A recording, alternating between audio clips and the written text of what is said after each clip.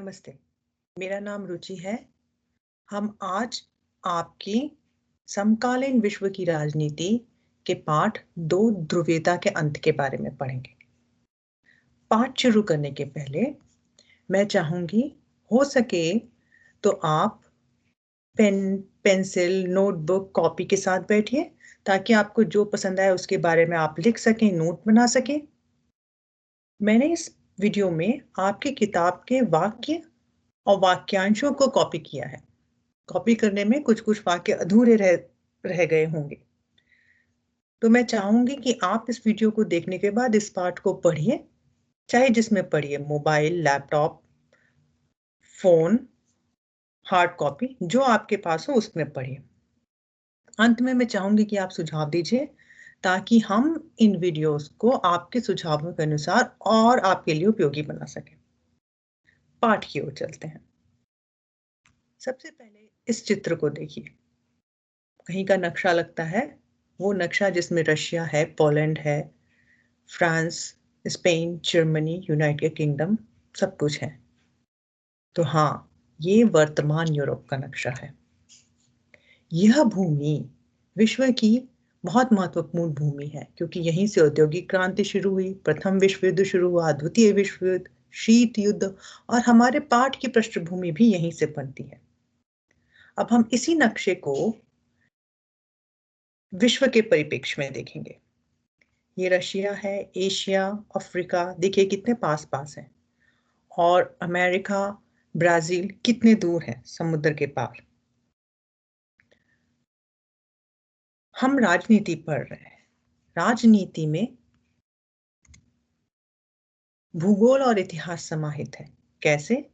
क्योंकि हर क्षेत्र की समस्याएँ अलग हैं, समस्याओं के हिसाब से उनकी नीतियों का निर्धारण अलग है, नीतियों के हिसाब से उनका इतिहास बनता है और उसी हिसाब से भविष्य भी बनता है। आप भारत के संदर्भ में देखिए, असम की समस्याएँ अलग हैं, बंगाल की अलग हैं, केरल की अलग हैं, मध्य प्रदेश की एकदम अलग हैं और इसी हिसाब से वहाँ की नीतियाँ हैं, नीतियों के हिसाब से इतिहास है। इसी तरह राजनीति पढ़ा इसीलिए मैंने सबसे पहले सोचा कि हम क्यों ना भौगोलिक स्थिति को पर ध्यान दें। पाठ है 2 ध्रुवीयता का अंत, तो ध्रुव क्या है? पिछले नक्शे में भी हमको पता है उत्तरी ध्रुव और दक्षिणी ध्रुव होते हैं, चुंबक में भी उत्तरी और दक्षिणी ध्रुव होते हैं। हम क्या उन्हीं ध्रुवों के बारे में बात कर रहे हैं? नहीं। तो फिर ध्रुव क्या है? ध्रुव वस्तुतः 2 एकदम विरोधाभासी गुणधर्म वाली वस्तुएं हैं। तो इस पाठ में कौन से ध्रुव हैं? इस पाठ में 2 विरोधी विचारधाराओं के बारे में बात की गई है। कौन-कौन सी हैं वो? पूंजीवाद और साम्यवाद। पूंजीवाद क्या है?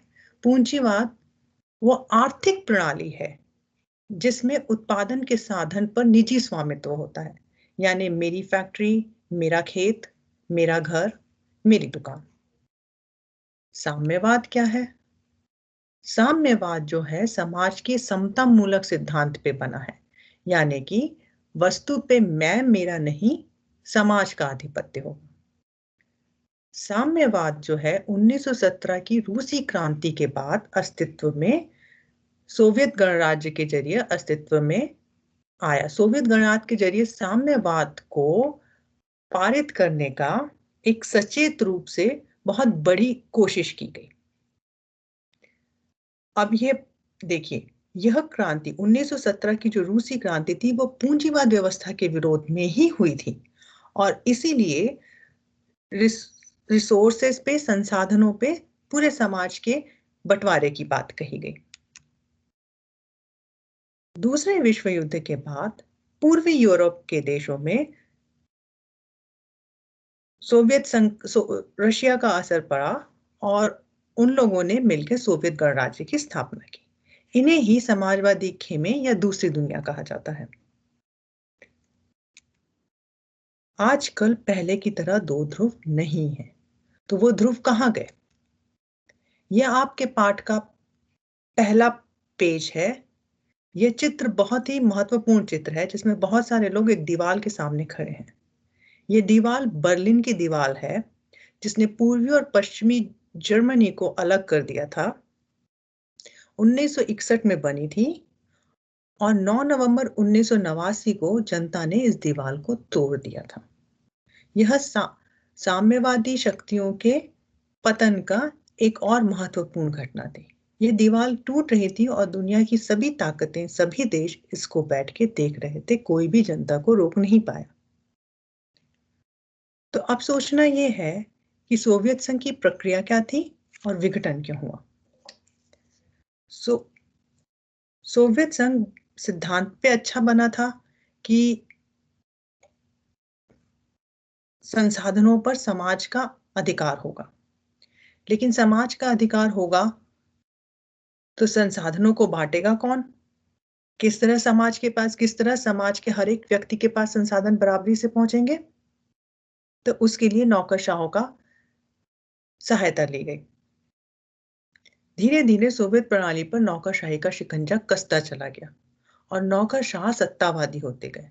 लोगों का जीवन और कठिन हो गया। संसाधनों पर नौकरशाहों की पकड़ होती चली गई और जनता को भी संसाधन मिलना कम होते गए। सोवियत संघ में कम्युनिस्ट पार्टी का शासन था, जिसका अधिकांश रिसोर्सेस पे, संसाधनों पर अंकुश था। लोगों को बोलने की आजादी नहीं थी, इसलिए अधिकतर लोग कार्टून और चित्रों के जरिए, चुटकुलों के जरिए अपनी भावना की व्यक्ति करते थे। सोवियत संघ 15 गणराज्यों से मिलकर बना था, लेकिन अधिकतर चीजों पे रूस का ही प्रभुत्व था। इससे बाकी गणराज्यों की जनता उपेक्षित महसूस करने लगी।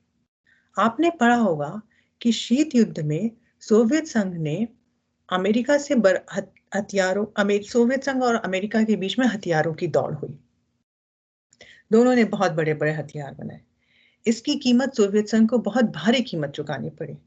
शुरुआत में सोवियत संघ में हर चीज का उत्पादन होता रहा, अपनी छोटी जरूरतों से लेकर बड़ी जरूरत तक। बहुत क्वालिटी वाली चीजें नहीं, पर सोवियत संघ बनाता रहा। धीरे धीरे वितरण की प्रणाली खराब हुई, नौकरशाहों के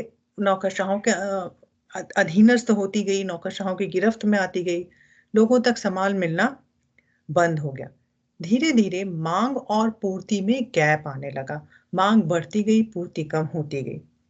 सोवियत संघ में लोगों का पारिश्रमिक तो लगातार बढ़ता रहा, उनका परिश्रम लगातार बढ़ता रहा, लेकिन उत्पादकता और प्रौद्योगिकी के मामले में वो पीछे छूटते गए। खाद्यान्न का आयात साल दर साल बढ़ता रहा और 1970 के अंतिम वर्षों में यह व्यवस्था खड़ा सी गई। इसके बावजूद 1979 में सोवियत संघ ने अफगानिस्तान में हस्तक्षेप किया, लेकिन तब तक सोवियत संघ की जनता बहुत उपेक्षित महसूस करने लगी थी।